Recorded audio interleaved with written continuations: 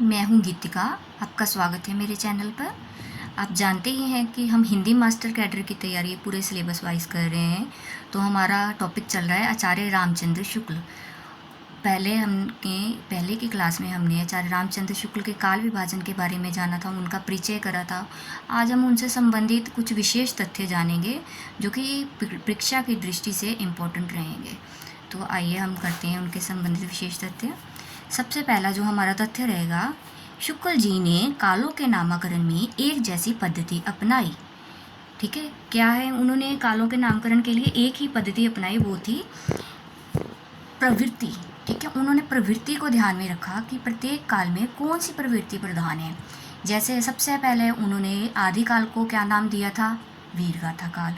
तो उसमें किस चीज़ की प्रधानता थी, वीरता की। फिर उसके बाद उन्होंने भक्ति काल को भक्ति काल नाम क्यों दिया, कि उसमें भक्ति की रचनाओं की प्रधानता थी।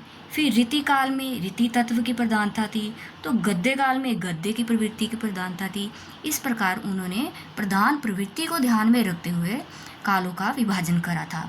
ठीक है, इससे पहले जो विद्वान थे वो अच्छे से कालों का विभाजन नहीं कर पा रहे थे, वो इसको मिक्स कर रहे थे। कोई विकासवादिता को ले रहा था, ठीक है, जैसे आदिकाल, मध्यकाल। फिर उसके बीच में किसी ने कर दिया कि अलंकृत काल। जैसे मिश्र बंधुओं का आप उदाहरण ले सकते हैं। मिश्र बंधुओं ने सबसे पहले करा था आदिकाल, आदिकाल नहीं, मिश्र बंधुओं ने करा था सबसे पहले आरंभिक काल। फिर उन्होंने करा था माध्यमिक काल, फिर करा अलंकृत काल, फिर परिवर्तन काल। ठीक है, तो उन्होंने क्या एक जैसी पद्धति नहीं अपनाई थी। अब आरंभिक काल और माध्यमिक काल तो हो गए विकासवादिता के सूचक, बट उसके बाद जो अलंकृत काल आ गया हमारा, वो उसमें प्रवृत्ति आ गई। ठीक है, इस तरह से उन्होंने नामकरण करने के लिए कुछ ढंग से काम नहीं करा था जो शुक्ल जी ने करा था। ठीक है, आइए अगला हमारा देखिए पॉइंट है हिंदी साहित्य का प्रारंभ। 1050 विक्रम से मानकर अपभ्रंश की रचनाओं को हिंदी में स्थान नहीं दिया। यहाँ पर उन्होंने 1050 विक्रम से हिंदी का प्रारंभ माना, तो हिंदी साहित्य का प्रारंभ 1050 विक्रम से मानकर क्या करा, अपभ्रंश की जो रचनाएं थी वो अपने आप हिंदी की परिधि से बाहर हो गई। ठीक है, फिर शुक्ल जी ने कवियों के साहित्यिक महत्व को पहचानने के बाद ही उन्हें इतिहास में स्थान दिया। उन्होंने ये नहीं करा कि हाँ इसने आदिकाल में रचना करी थी तो इसको स्थान जरूर देना है, बट उन्होंने ये देखा है कि उनका साहित्यिक महत्व है हिंदी साहित्य की दृष्टि से। ये नहीं करा कि उनके जीवन परिचय लिख दिया और उनको आदिकाल में बिठा दिया। ठीक है, पहले उनका साहित्यिक महत्व उनको देखा कि साहित्य की दृष्टि से इनका हिंदी साहित्य में महत्व है, तब उनकी रचनाओं को महत्व को देखते हुए उन्होंने अपने इतिहास में स्थान दिया। ठीक है, आइए अगला हम पॉइंट करते हैं। महत्वपूर्ण काम क्या करा था, सर्वप्रथम शुक्ल जी ने साहित्य इतिहास को आलोचना से पृथक किया। ठीक है, कई कवि क्या करे थे, इतिहासकार क्या कर रहे थे कि आलोचना भी करी जा रहे थे साथ में साहित्य के इतिहास में। ठीक है, उन्होंने आलोचना को साहित्य इतिहास से अलग रखा कि आलोचना अलग है, जो उस कवि ने काम किया है साहित्य इतिहास में लिखा है उसको उस वृद्धि में रखना है, ये नहीं कि उसकी आलोचना करने लग गए साथ में। ठीक है, इस प्रकार उन्होंने आलोचना को साहित्य इतिहास से अलग करा।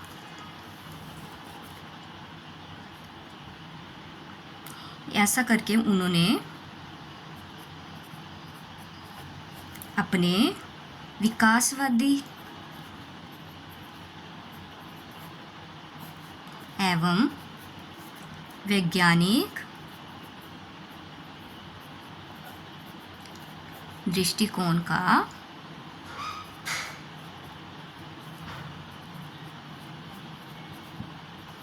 परिचय दिया।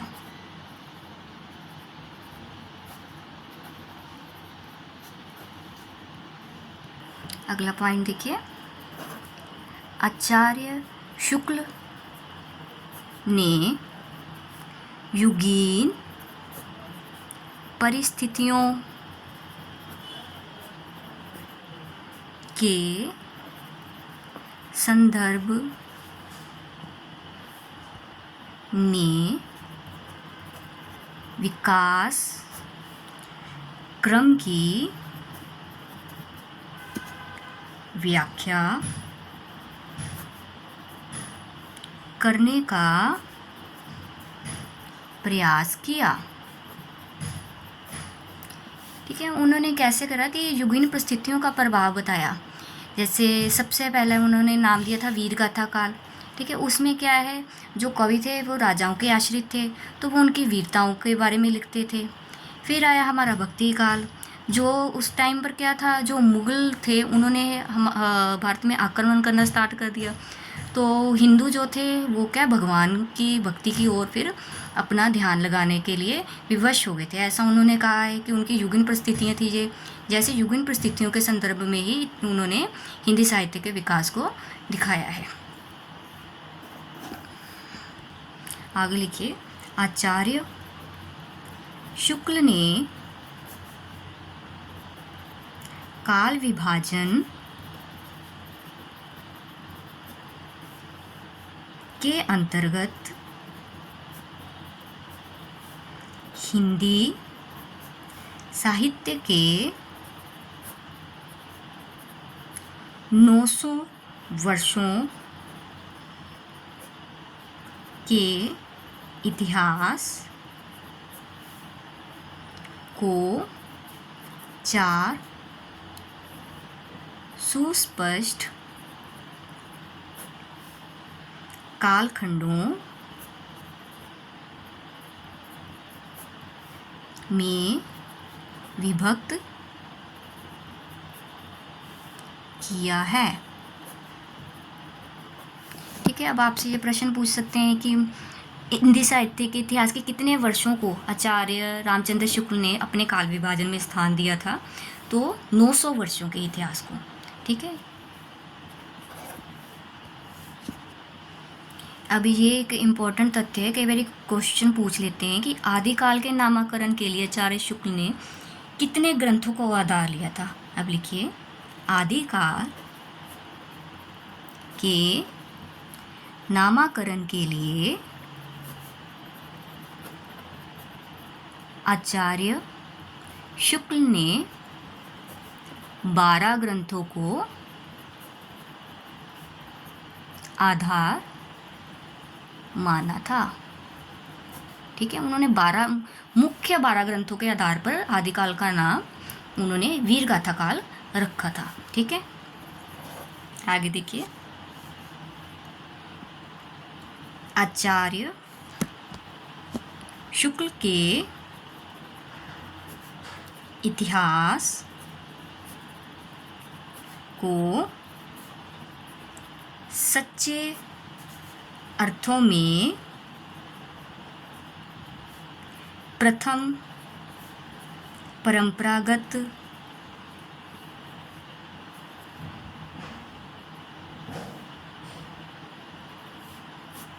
इतिहास माना जाता है।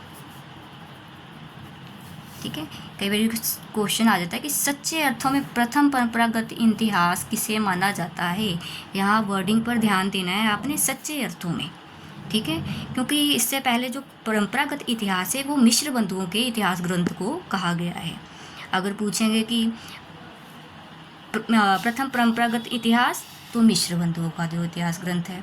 अगर पूछेंगे कि सच्चे अर्थों में प्रथम परंपरागत इतिहास, तो आचार्य रामचंद्र शुक्ल द्वारा जो लिखा गया ग्रंथ है हिंदी साहित्य का इतिहास, उसको सच्चे अर्थों में प्रथम परंपरागत इतिहास माना जाता है। ठीक है, अब अगला पॉइंट देखिए, हिंदी साहित्य का सुव्यवस्थित इतिहास, वर्डिंग पर ध्यान देना है, सुव्यवस्थित इतिहास लिखने का श्रेय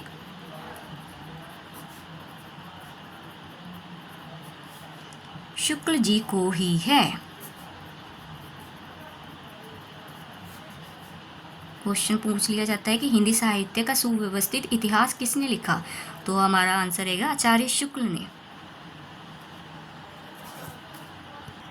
अब देखिए, शुक्ल जी ने अपभ्रंश साहित्य को प्राकृत भाषा हिंदी, क्या है, प्राकृत भाषा हिंदी कहकर हिंदी की पृष्ठभूमि में ला दिया। ठीक है, ये भी पूछ लिया जाता है कि प्राकृत भाषा हिंदी किसने कहा, तो अपभ्रंश को प्राकृत भाषा हिंदी किसने कहा, आचार्य शुक्ल जी ने कहा। ठीक है, इस तरह उन्होंने हिंदी की पृष्ठभूमि में अपभ्रंश को ला दिया। अब एक और इम्पोर्टेंट तथ्य लिखे इनके बारे में। आचार्य शुक्ल जी ने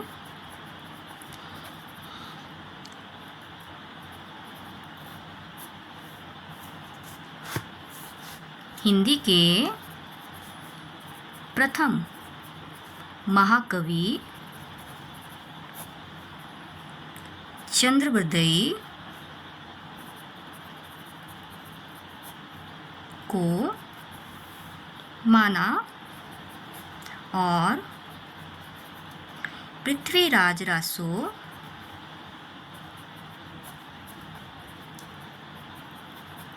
को पहला महाकाव्य माना।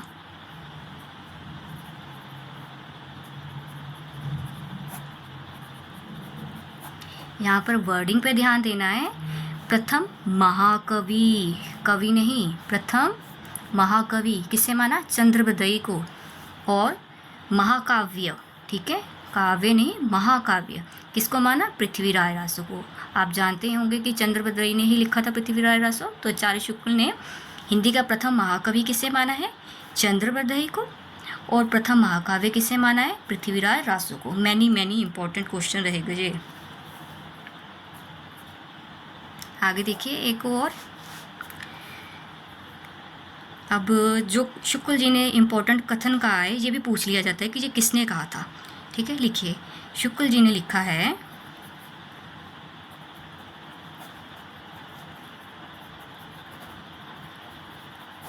ये भी कई बार क्वेश्चन रिपीट हुआ है, ये देखिए, जबकि प्रत्येक जनता का साहित्य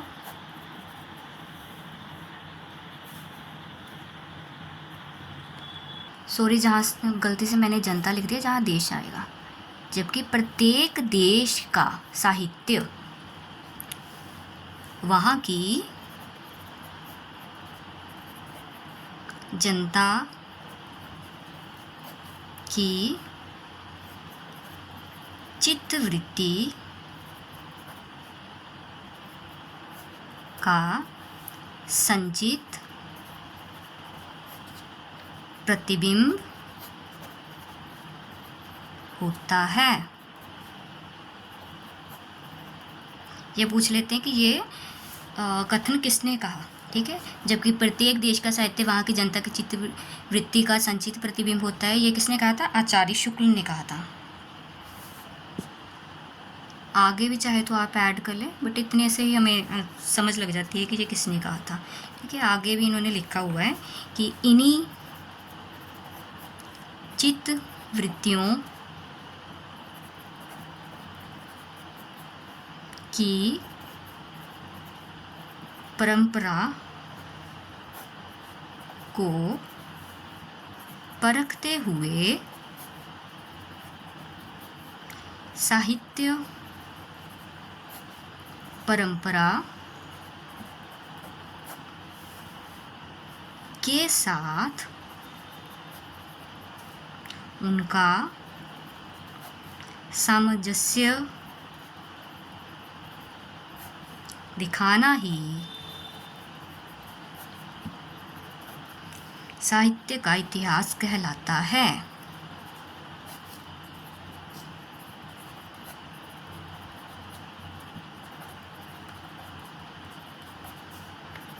ठीक है, इससे आप इनका मतलब तो समझ गए हैं कि जब कोई भी काल होता है उसमें क्या है, जनता की चित्तवृत्ति पर आधारित होता है कि कवि कौन सी रचना करते हैं। जैसे आदिकाल में था वीरता से परिपूर्ण रचनाएं थी, और भक्ति काल में भक्ति से परिपूर्ण थी, रीति काल में रीति से संबंधित थी। ठीक है, इस तरह क्या है, जनता की चित्तवृत्ति से ही प्रभावित होता है वहाँ का इतिहास। ठीक है, तो आज के लिए ये इम्पोर्टेंट क्लास रहेगी, आचार्य रामचंद्र शुक्ल से संबंधित बड़े महत्वपूर्ण क्वेश्चन रहेंगे। आप इन सब पॉइंट्स को ध्यान से पढ़ना और याद रखना अपने दिमाग में। और इम्पॉर्टेंट बात है, आप मेरे चैनल को लाइक और सब्सक्राइब ज़रूर करें ताकि हम और वीडियोस लेकर आएँ और अपने सिलेबस को कवर करें। आप लोगों का बहुत बहुत धन्यवाद। तो आज के लिए बस इतना ही। Thank you.